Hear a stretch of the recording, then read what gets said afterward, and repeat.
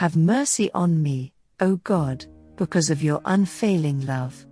Because of your great compassion, blot out the stain of my sins. Wash me clean from my guilt. Purify me from my sin. For I recognize my rebellion, it haunts me day and night. Against you, and you alone, have I sinned.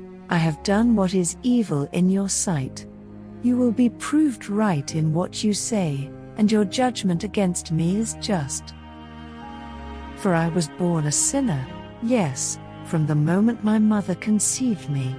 But you desire honesty from the womb, teaching me wisdom even there. Purify me from my sins, and I will be clean.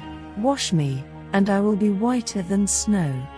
Oh, give me back my joy again. You have broken me, now let me rejoice. Don't keep looking at my sins. Remove the stain of my guilt. Create in me a clean heart, O God. Renew a loyal spirit within me.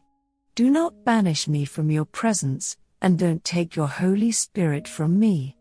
Restore to me the joy of your salvation, and make me willing to obey you. Then I will teach your ways to rebels, and they will return to you. Forgive me for shedding blood, O God who saves, then I will joyfully sing of your forgiveness.